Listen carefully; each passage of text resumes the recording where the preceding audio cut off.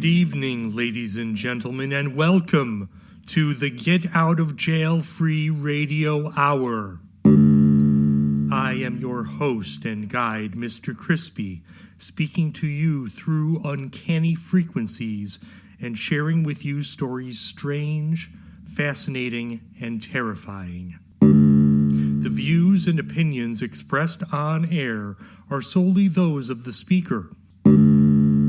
The Get Out of Jail Free Radio Hour is an entertainment program, and any similarities to any person living or dead, or any place or events, are entirely coincidental. The Get Out of Jail Free Radio Hour was created except as indicated by Matt Henshaw. Listener discretion is advised. And now, take Mr. Crispy's moldering hand in yours, ignore that tacky fluid under my nails, and join me for the Get Out of Jail Free Radio Hour.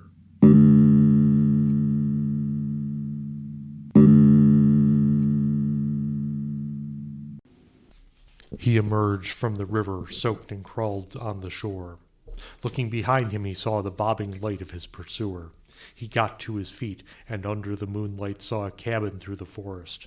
He made his way through the brambles and growth, cuts excoriating his shirt and skin. As he got closer, he observed it having 3 sections of roof. He thought in the dark perhaps the middle roof would allow him some cover, while also permitting him a vantage point on his pursuer. Along the west wall of the cabin was a terrace, which he could use to climb to his preferred spot. He runs after his quarry. He can't believe he got away again. He sees a figure rising from the river, dripping wet. His arms feel damp and his legs are tired. It feels like he has been in pursuit for hours. As he approaches the bank, his arms now sting with welts, blood running down his arms. No matter, he must apprehend the man. It is his duty, and he must do as he is intended to do. He plunges into the cold river and strides to the opposite side. He feels swimming around his feet a school of perch. As he reaches the shore, he looks behind him and sees the bobbing light of his pursuer. On the second roof now, he sees his pursuer making his way through the brush, following the path he just made. Within the cabin, he hears the creaking of a bed and muttering as though someone has awakened. He could have sworn the cabin looked abandoned, but it doesn't matter now. He softly stalks on the roof, feeling sections soft and yielding under his weight. A night bird makes a mournful sound. Inside, he awakens to the padding of the roof above. He is scared and grabs his hunting knife. He slips on his shoes and sneaks down the stairs. Old wood creaks under his weight, but it doesn't matter. He has to see what the trouble is. It might just be one of the animals of the forest, a squirrel, though more likely a raccoon, given the scrambling sounds he is hearing.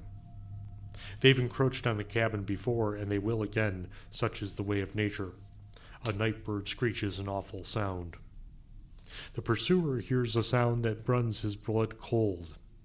Overhead, taking flight, a bird with a massive wingspan holds something pulpy and misshapen in its beak.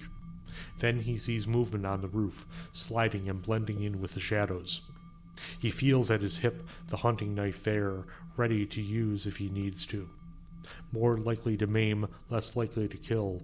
He considers it a failure when he has to bring his quarry back dead. But sometimes that is just how it goes.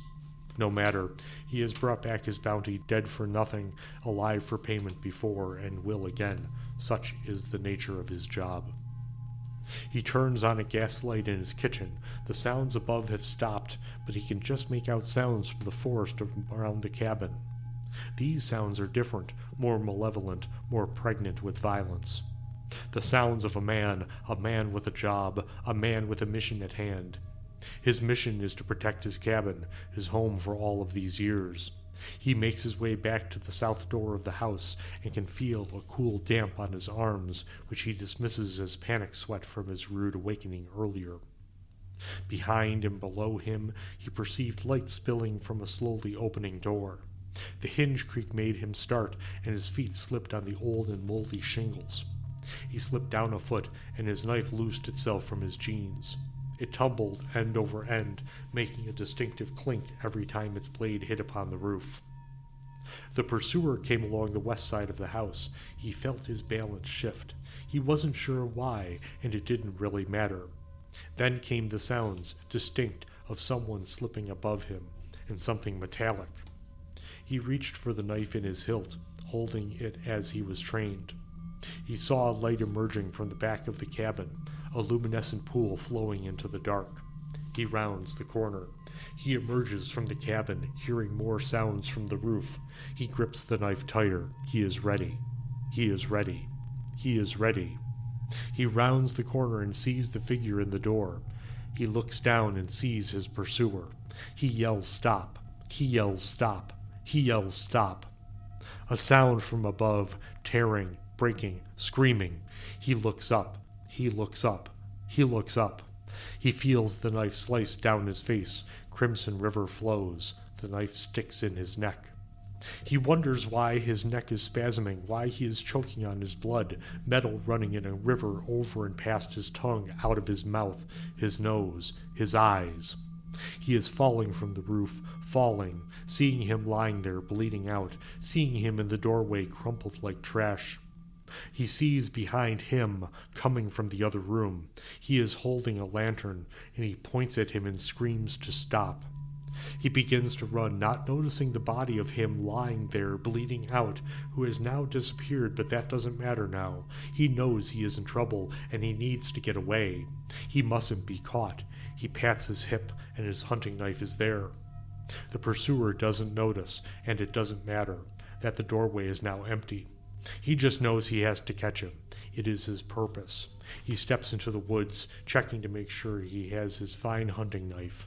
To maim or to kill, it doesn't really matter. He runs down to the river and steps in, glancing behind him and seeing the light of his pursuer closing in. And now the meteorological forecast from Old Wyethscope's Quarterly Concern.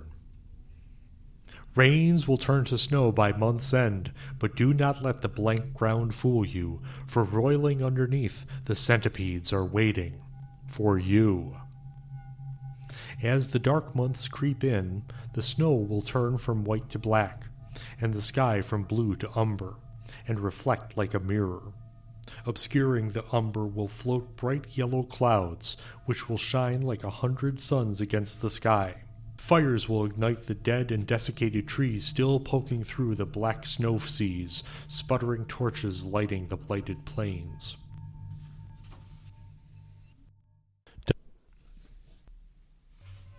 And now for some skills around the house. Identification and handling of vestigial appendages. Who among us hasn't awoken from their evening slumber to feel something not quite right on their shoulder, back, or leg? What you may have is a vestigial appendage. This handy guide will give you all you need to identify the appendage and what your next steps ought to be. Location, location, location. First, make the determination of where the growth is originating from. Is it from your back, your shoulder, which side, your nose or chin? Are there multiple sites? How does it feel? Rub your index finger over the location. Does it remain rigid or does it glide along with your finger? Does the skin feel as though it is one bump or several? Is it especially cold or hot? Is it moving on its own? Listen to learn. As much as you can stand, begin to apply more pressure to the area. Take note of any unusual sounds you hear. Does it sound like an ocean? Does it squish like boots in wet mud? Is it saying something to you? Decision time. By this point, you will know a little bit more about this new addition, and it is time to make some important decisions. 1. Squeeze. This is advised if you believe you have some kind of clogged pore.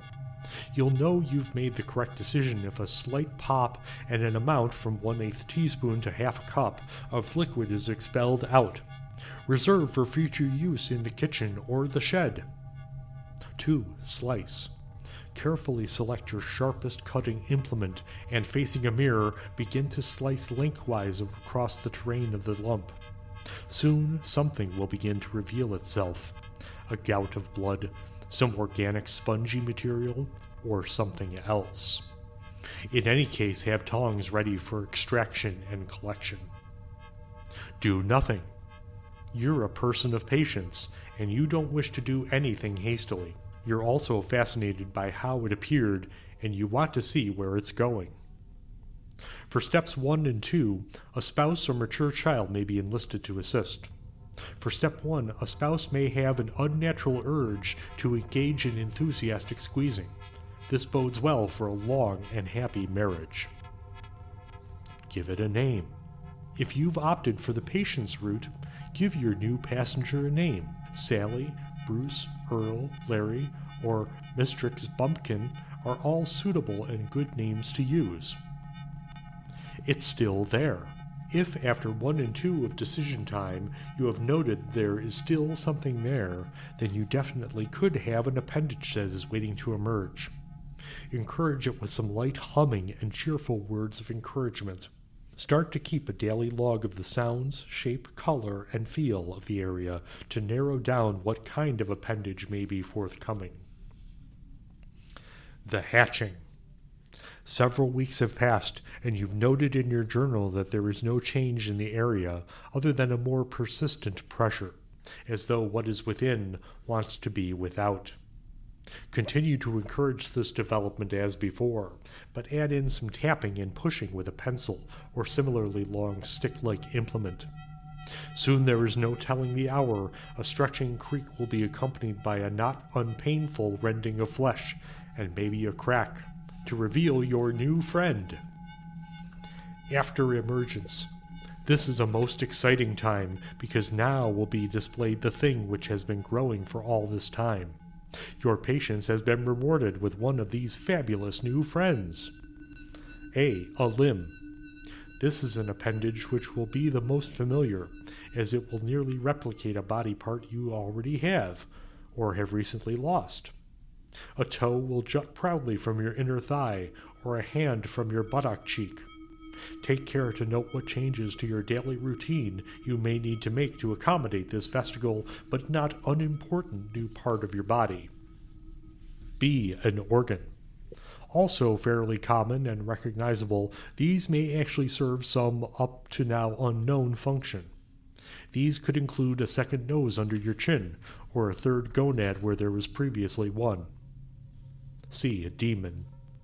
It is very well possible that your new Sally is in fact a demon which has taken possession of you. In this case, now exposed to the outside world, take care to listen to it and do its bidding. Address it by the name it has for itself, and not the name you have previously given to it. D.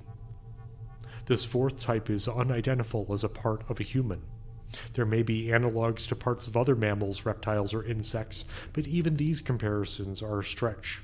Further examination is encouraged to determine just what the jumping Jehoshaphat has been incubating within you. Take note of any excretions and how it reacts to any effluvia you have previously collected or reserved. If the disparate parts begin to coalesce into a more cohesive object, make note and consult your nearest physician. And now, a feature spotlighting less commonly known congregations for the spiritually seeking and curious, we go behind the altar. The Runists. Active since the advent of the Gutenberg press, the Runists represent one of several similar factions of linguistic sects of Abrahamic religions.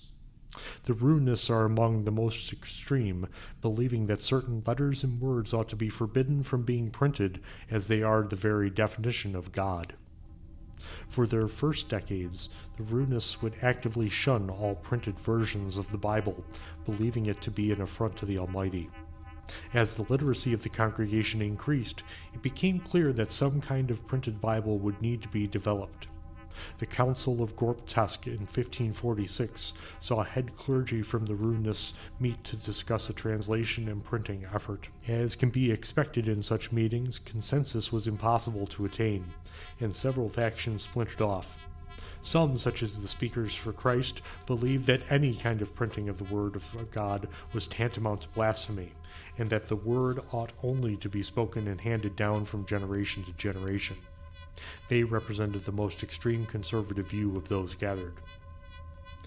Among other less conservative groups, the Alpha Seclusionists believed that God was present only in one letter, the alpha of the ancient Greek alphabet.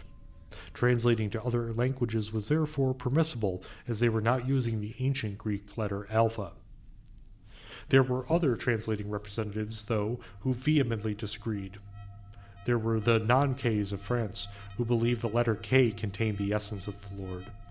They proposed replacing the K with either a C or a non-lettered character. Some, the Irish Flagellers being one of the more outlandish, thought a K preceded by a C was acceptable, while a K followed by a plural S would make the entire word unacceptable for printing. Punctuationists, meanwhile, thought God lived in the commas, periods, and exclamation marks of the Bible, therefore believing the entire book should be published as an unpunctuated stream of consciousness work preceding Joyce's notorious Yes chapter in Ulysses by some few centuries.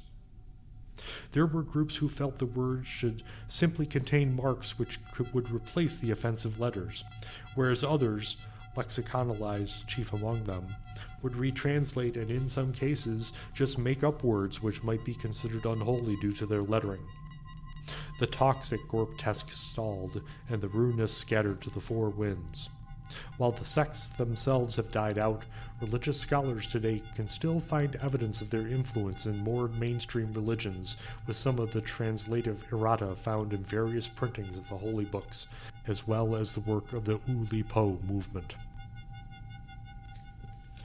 Chaos bloomed septic behind my eyes, infecting my mind, driving me mad. Fiction Corner. Tubes snaked into my wrists, and I could see the red rivers transversing between my arm and the plastic bag hanging over my head. The donation was going well so far, none of the usual nausea and vertigo which would creep in around this time. This is something I do every few months or so to appease the denizens I knew were crawling on the roof. Even now I can hear their claws clacking on the stony shingles overhead. The attendants at the facility don't seem to hear, or are just used to those sounds now. They shuffle between cubicles, the rotund masks they are wearing on their heads obscuring their features. The green and gold robes they wear swish with a hissing sound on the linoleum floor as they move. One of the donators is sitting at an obtuse angle, head nodding in a nap. That's how it appears anyways through the frosted glass door. I don't know his name and they don't know mine. The intake secretary ensures total anonymity. There have been problems in the past with names getting out, those of us siding with the denizens and getting harassed for being against the humans. Those protesters seem to forget that they were once human, though, and aside from their strange hungers, exhibit more signs of humanity than something other. My mouth is starting to get dry, so I reach my non-tethered hand over to the table to grab the water bottle. I sip, and as I draw it away from me, my vision starts to double, then triple. Great, here comes the unpleasantness. I manage to set the bottle down without it tipping over. Then the olfactory assault begins, something like hot tar combined with a cinnamon roll. I lay back, closing my eyes.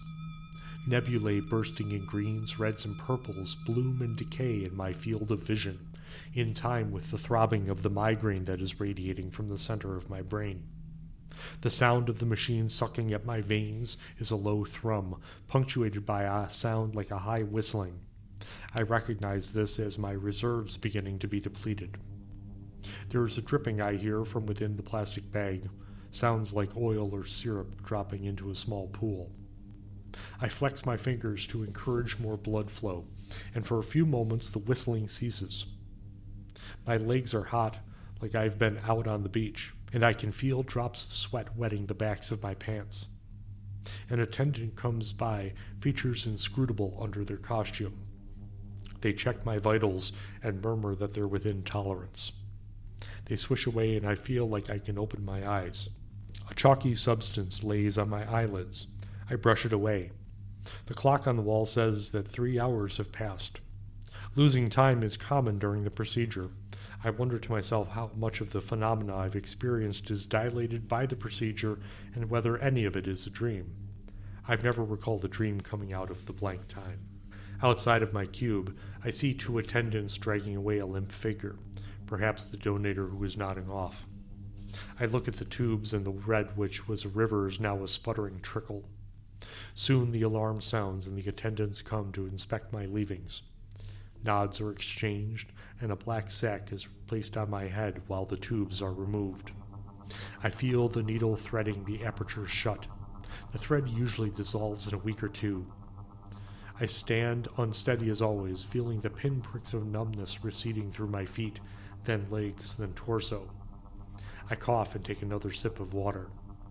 I'm led through the labyrinthine complex for what feels like half an hour, but it is more like 5 minutes. A whir of the door opening and my sack is removed. The sun is setting, and I approach my car. I look up and see the shadows of the denizens on the roof, rubbing their claws together in anticipation of the feast coming later that evening. Terror of the Water Tank by William Hope Hodgson. Crowning the heights on the outskirts of a certain town on the east coast is a large iron water tank from which an isolated row of small villas obtains its supply. The top of this tank has been cemented, and round it have been placed railings, thus making of it a splendid lookout for any of the townspeople who may choose to promenade upon it. And very popular it was until the strange and terrible happenings of which I have set out to tell.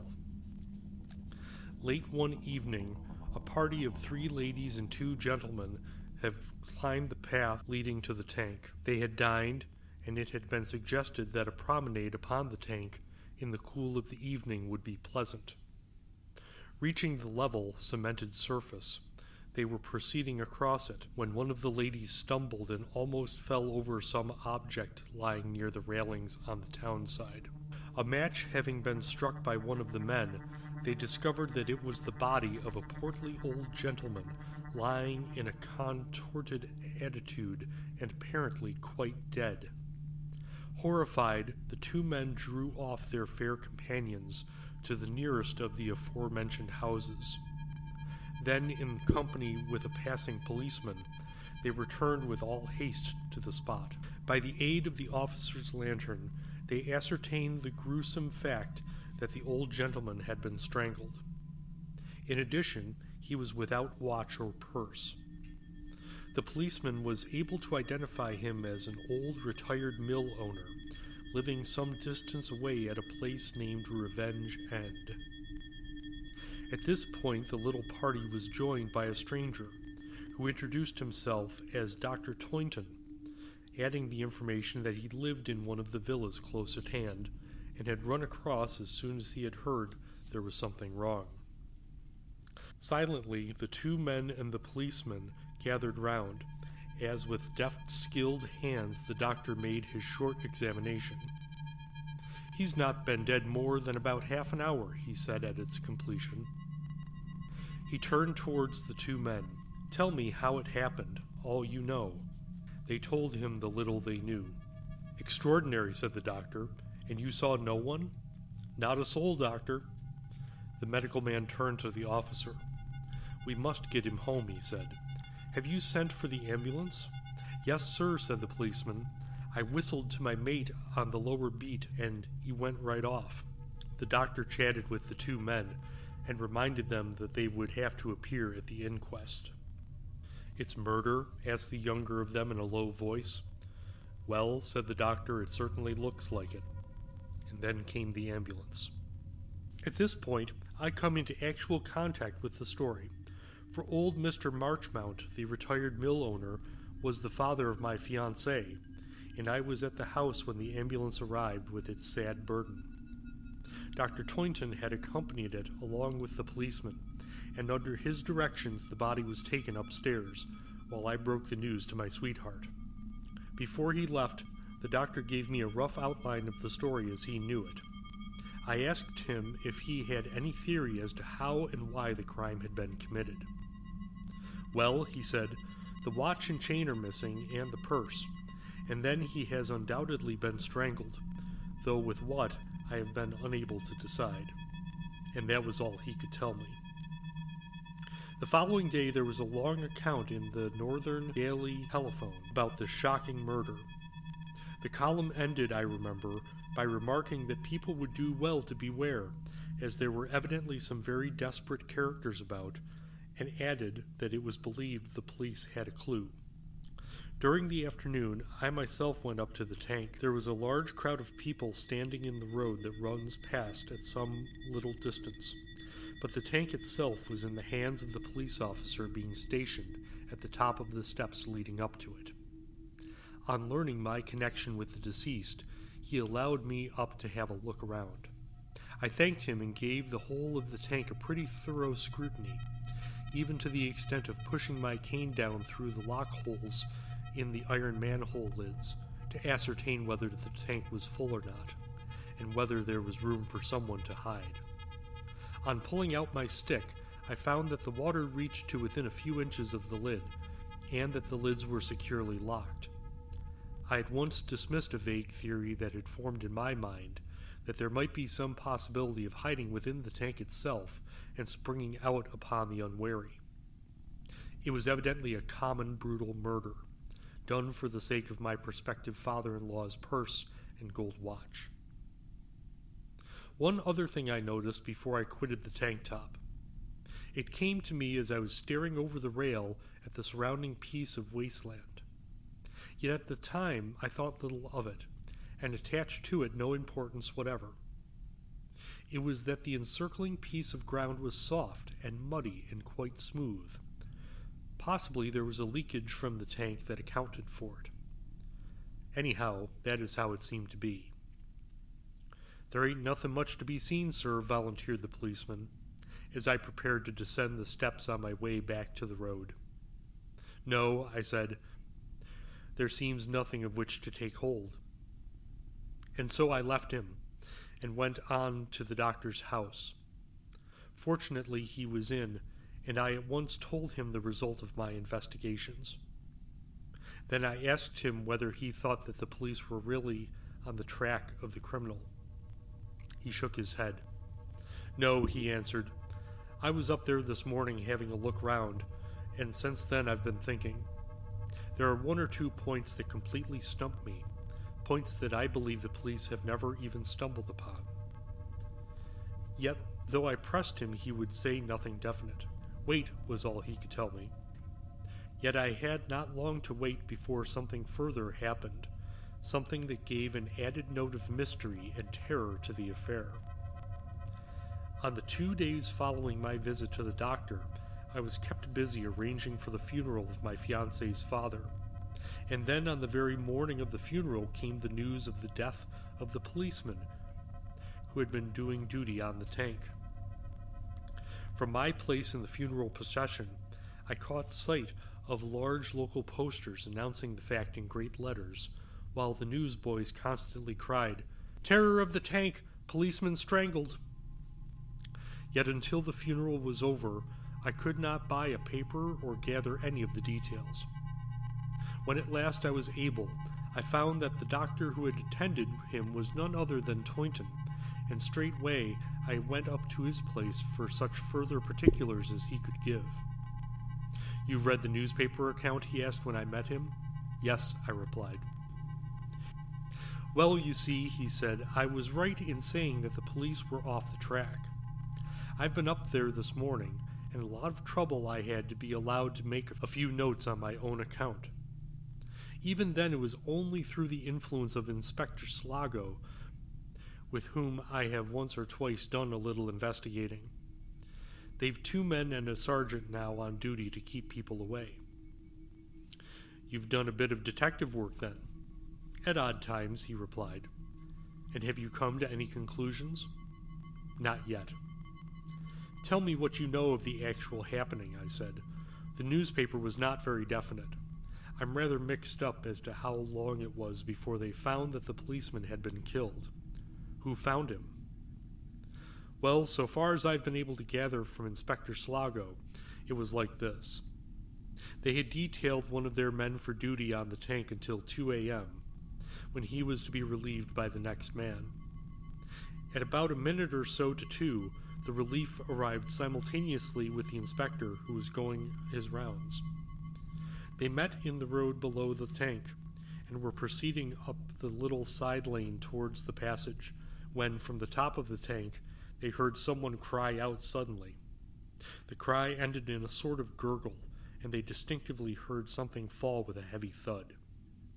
Instantly, the two of them rushed up the passage, which, as you know, is fenced in with tall, sharp iron railings. Even as they ran, they could hear the beat of struggling heels on the cemented top of the tank, and just as the inspector reached the bottom of the steps, there came a last groan. The following moment they were at the top. The policeman threw the light of his lantern around. It struck on a huddled heap near the right-hand railings, something limp and inert. They ran to it and found that it was the dead body of the officer who had been on duty. A hurried examination showed that he had been strangled. The inspector blew his whistle, and soon another of the force arrived on the scene. This man they at once dispatched for me, and in the meantime they conducted a rapid but thorough search, which, however, brought to light nothing. This was the more extraordinary in that the murderer must have been on the tank even as they went up the steps. Jove, I muttered. He must have been quick. The doctor nodded. Wait a minute, he went on. I'm not finished yet. When I arrived, I found that I could do nothing. The poor fellow's neck had been literally crushed. The power used must have been enormous. Have you found anything? I asked the inspector. No, he said, and proceeded to tell me as much as he knew, ending by saying that the murderer, whoever it was, had got clean away. But, I exclaimed, he would have to pass you or else jump the railings. There's no other way. That's what he's done, replied Slago rather testily. It's no height. Then in that case, Inspector, I answered, he's left something by which we may be able to trace him. You mean the mud round the tank, Doctor? I interrupted.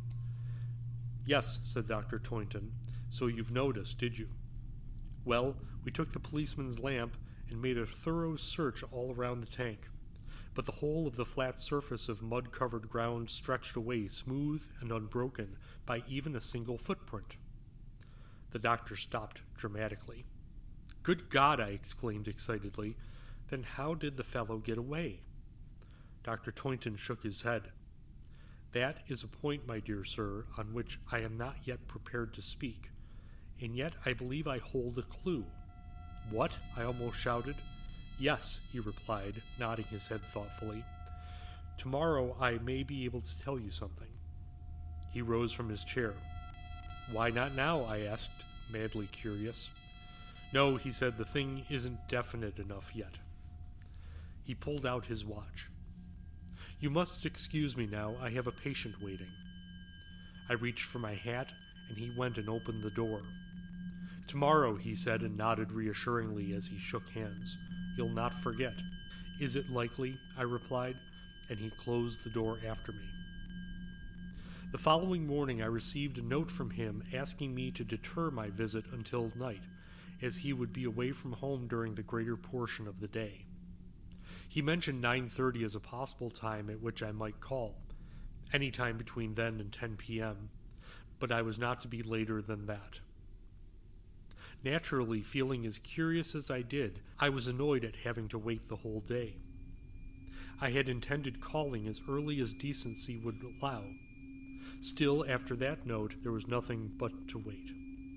During the morning I paid a visit to the tank, but was refused permission by the sergeant in charge. There was a large crowd of people in the road below the tank and in the little side lane that led up to the railed-in passage.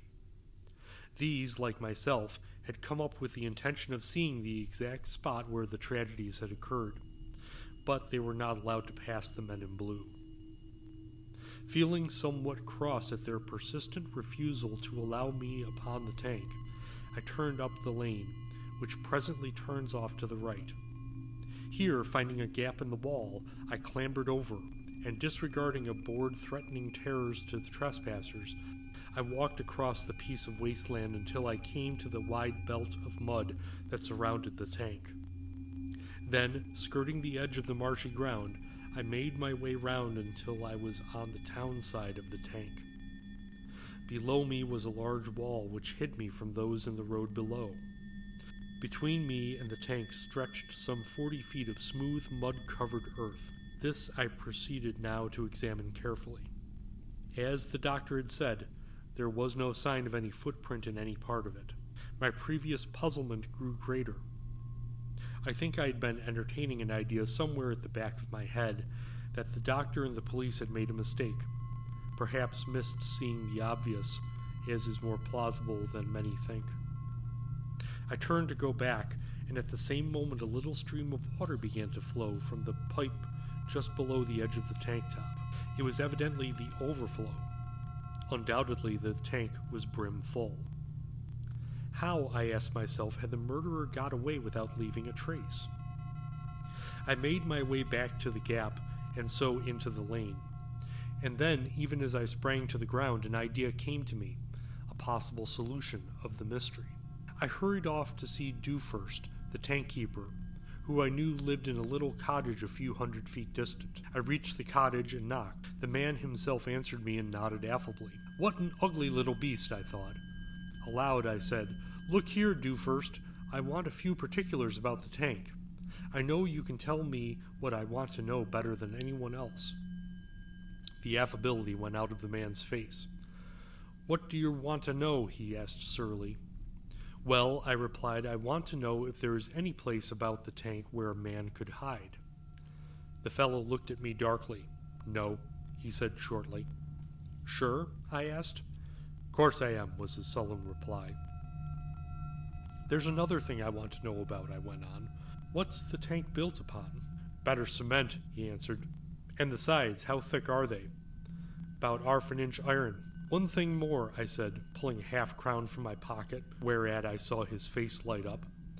"What are the inside measurements of the tank?" I passed him over the coin. He hesitated a moment, then slipped it into his waistcoat pocket. "Come along a minute. I have the plan of the thing upstairs, if you'll sit here and wait." "Right," I replied, and sat down, while he disappeared through a door, and presently I heard him rummaging about overhead. What a sulky beast, I thought to myself. Then, as the idea passed through my mind, I caught sight of an old bronze luster jug on the opposite side of the room. It stood on a shelf high up, but in a minute I was across the room and reaching up to it, for I have a craze for such things. "What a beauty," I muttered, and I seized hold of the handle. "I'll offer him $5 for it." I had the thing in my hands now. It was heavy. The old fool, thought I, he's been using it to stow odds and ends in. And with that I took it across to the window.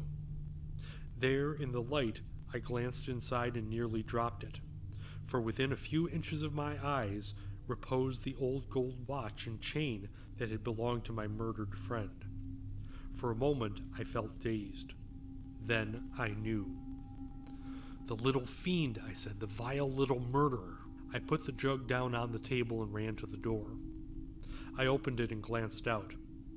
There, not 30 paces distant, was Inspector Slago in company with a constable. They had just gone past the house and were evidently going up to the tank. I did not shout. To do so would have been to warn the man in the room above.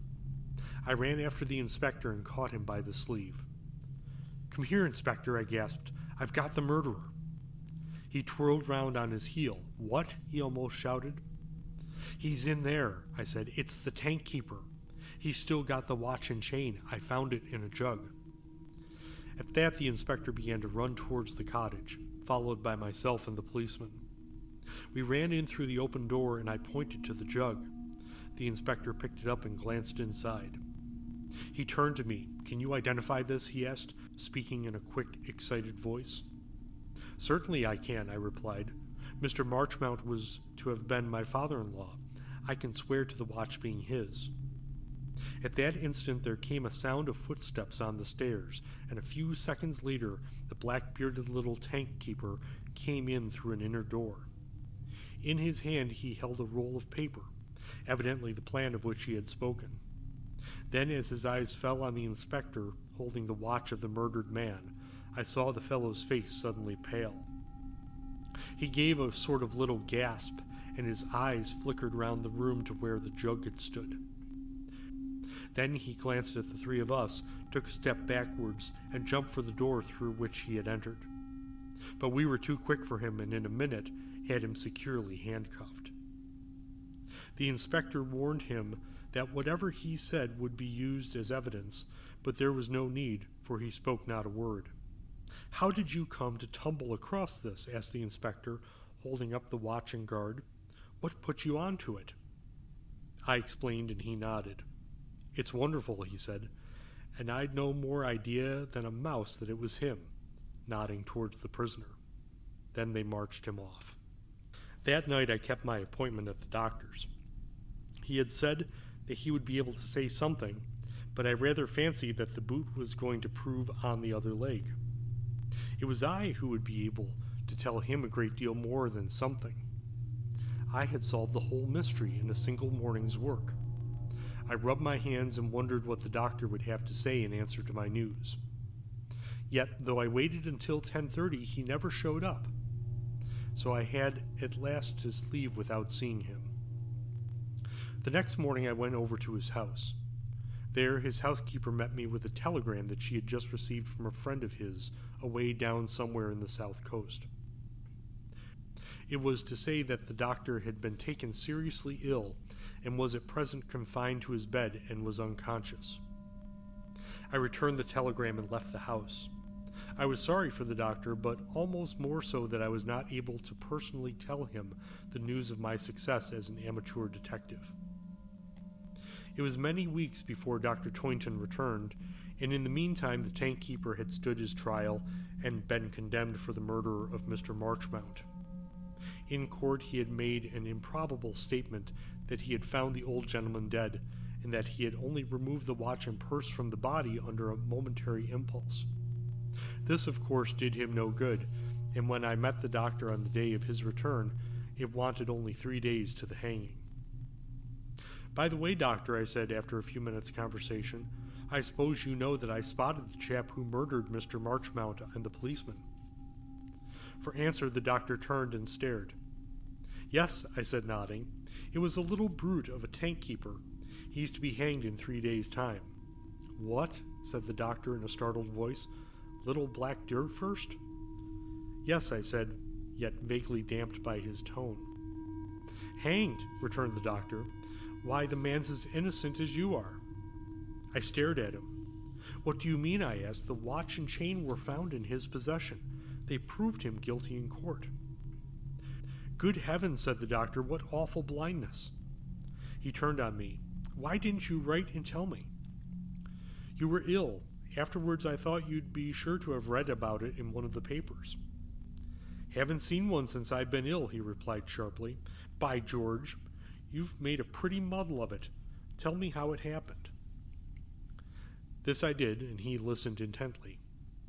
"And in 3 days he's to be hanged?" he questioned when I had made an end. I nodded. He took off his hat and mopped his face and brow. "It's going to be a job to save him," he said. "Only 3 days, my God!" He looked at me and then abruptly asked a foolish question.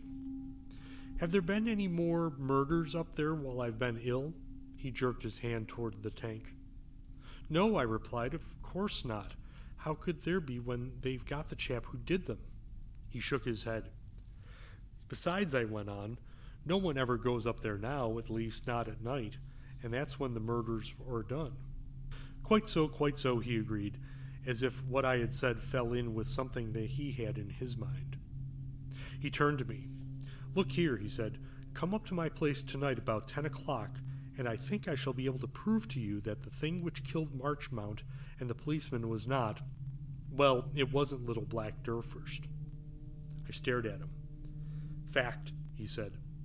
He turned and started to leave me. I'll come, I called out to him. At the time mentioned, I called at Dr. Toynton's. He opened the door himself and let me in, taking me into his study. Here, to my astonishment, I met Inspector Slago. The inspector wore a rather worried look, and once Toynton had left the room for a minute, he bent over towards me. He seems to think, he said in a hoarse whisper and nodding towards the doorway through which the doctor had gone, that we've made a silly blunder and hooked the wrong man. He'll find he's mistaken, I answered. The inspector looked doubtful and seemed on the point of saying something further when the doctor returned. Now then, Dr. Toynton remarked, we'll get ready. Here, he tossed me a pair of rubbers. Shove those on. You've got rubber heels, Inspector? Yes, sir, replied Slago. Always wear 'em at night. The doctor went over to a corner and returned with a double-barreled shotgun which he proceeded to load. This accomplished, he turned to the inspector. Got your man outside? Yes, sir, replied Slago. Come along, then, the two of you. We rose and followed him into the dark hall and then out through the front doorway into the silent road. Here we found a plainclothes policeman waiting, leaning up against a wall. At a low whistle from the inspector, he came swiftly across and saluted. Then the doctor turned and led the way towards the tank. Though the night was distinctly warm, I shuddered. There was a sense of danger in the air that got on one's nerves. I was quite in the dark as to what was going to happen. We reached the lower end of the railed passage. Here, the doctor halted us and began to give directions. You have your lantern, Inspector? Yes, sir. And your man has he? Yes, sir, replied the man for himself. Well, I want you to give yours to my friend for the present. The man in plain clothes passed me his lantern and waited further commands. Now, said Dr. Toynton, facing me, I want you and the inspector to take your stand in the left-hand corner of the tank top and have your lanterns ready. And mind, there must not be a sound, or everything will be spoiled. He tapped the plainclothesman on the shoulder. Come along, he said. Reaching the tank top, we took up positions as he had directed, while he went over with the inspector's man to the far right-hand corner. After a moment, he left the officer, and I could just make out the figure of the latter leaning negligently against the railings. The doctor came over to us and sat down between us. You've put him just about where our man was when we found him, said the inspector in a whisper. Yes, replied Dr. Toynton. Now listen, and then there mustn't be another sound. It's a matter of life and death. His manner and voice were impressive. When I call out ready, throw the light from your lanterns on the officer as smartly as you can. Understand? Yes, we replied together, and after that no one spoke. The doctor lay down between us on his stomach, the muzzle of his gun directed a little to the right of where the other man stood. Thus we waited. Half an hour passed, an hour, and a sound of distant bells chimed up to us from the valley. Then the silence resumed sway. Twice more the far-off bells told of the passing hours, and I was getting dreadfully cramped with staying in one position. Then abruptly, from somewhere across the tank, there came a slight, very slight, slurring, crawling sort of noise. A cold shiver took me, and I peered vainly into the darkness till my eyes ached with the effort. Yet I could see nothing. Indistinctly, I could see the lounging figure of the constable. He seemed never to have stirred from his original position. The strange, rubbing, slurring sound continued. Then came a faint clink of iron, as if someone had kicked across the padlock that fastened down the iron trap over the manhole. Yet it could not be the policeman, for he was not near enough. I saw Dr. Toynton raise his head and peer keenly. Then he brought the butt of his gun up to his shoulder. I got my lantern ready. It was all tingling with fear and expectation. What was going to happen? There came another slight clink, and then suddenly the rustling sound ceased. I listened breathlessly. Across the tank, the hitherto silent policeman stirred almost, it seemed to me, as if someone or something had touched him. The same instant, I saw the muzzle of the doctor's gun go up some 6 inches. I grasped my lantern firmly and drew in a deep breath.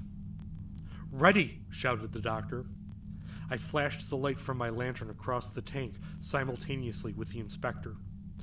I have a confused notion of a twining brown thing about the rail a yard to the right of the constable. Then the doctor's gun spoke once, twice, and it dropped out of sight over the edge of the tank. In the same instant, the constable slid down off the rail onto the tank top. "My God!" shouted the inspector. "Has it done for him?" The doctor was already beside the fallen man, busy loosening his clothing. "He's all right," he replied. "He only fainted. The strain was too much. He was a plucky devil to stay. That thing was near him for over a minute." From somewhere below us in the dark there came a thrashing, rustling sound. I went to the side and threw the light from my lantern downwards. It showed me a writhing yellow something, like an eel or a snake, only the thing was flat like a ribbon. It was twining itself into knots. It had no head. That portion of it seemed to have been blown clean away. "He'll do now," I heard Dr. Toynton say, and the next instant he was standing beside me. He pointed downwards at the horrid thing. "There's the murderer," he said. It was a few evenings later, and the inspector and I were sitting in the doctor's study. "Even now, doctor," I said, "I don't see how on earth you got at it." The inspector nodded a silent agreement. "Well," replied Dr. Toynton, "after all, it was not so very difficult. Had I not been so unfortunately taken ill while away, I should have cleared the matter up a couple of months ago. You see, I had exceptional opportunities for observing things, and in both cases I was very soon on the spot. But all the same, it was not until the second death occurred that I knew that the deed was not due to a human hand. The fact that there were no footprints in the mud proved that conclusively, and having disposed of that hypothesis, my eyes were open to take in details that had hitherto seemed of no moment. For one thing, both men were found dead almost in the same spot, and that spot is just over the overflow pipe." "It came out of the tank?" I questioned. "Yes," replied Dr. Toynton. "Then on the railings near where the thing had happened, I found traces of slime, and another matter that no one but myself seems to have been aware of. The collar of the policeman's coat was wet, and so was Mr. Marchmount's. Lastly, the shape of the marks upon the necks, and the tremendous force applied, indicated to me that the thing for which I must look. The rest was all a matter of deduction. Naturally, all the same, my ideas were somewhat hazy, yet before I saw the brute, I could have told you that it was some form of snake or eel, and I could have made a very good guess at its size. In the course of reasoning the matter out, I had occasion to apply to little black Dewfirst. From him I learned that the tank was supposed to be cleaned out annually, but that in reality it had not been for some years. "What about Dewfirst?" I asked. "Well," said Dr. Toynton dryly, "I understand he is to be granted a free pardon. Of course, the little beast stole those things, but I fancy he's had a fair punishment for his sins." "And the snake, doctor?" I asked. "What was it?" He shook his head. "I cannot say," he explained. "I have never seen anything just like it. It is one of those abnormalities that occasionally astonish the scientific world. It is a creature that has developed under abnormal conditions, and unfortunately, it was so shattered by the heavy charges of shot that the remains tell me but little. Its head, as you saw, was entirely shot away." I nodded. "It's queer and frightening," I replied. "Makes a chap think a bit." "Yes," agreed the doctor. "It certainly ought to prove a lesson in cleanliness." And now from old Wyethscope's Quarterly Concern, dates of import. December 20th, day of the long night. Irrespective of when the solstice occurs, on December 20th, celebrants of the day of the long night are recognized by their blindfolded visages and moans of darkness, darkness all around. It is unlucky to pickpocket these adherents, as the thief will be accosted after sunset, and their eyes plucked out by the roots. And now I bid you a restless night. May you cower in the corner until morning's light. And in the harsh daylight you will see no one really gets out of jail free. Thank you for listening to the Get Out of Jail Free Radio Hour. The Get Out of Jail Free Radio Hour was written, produced, edited, and uploaded by Matt Henshaw, except as indicated.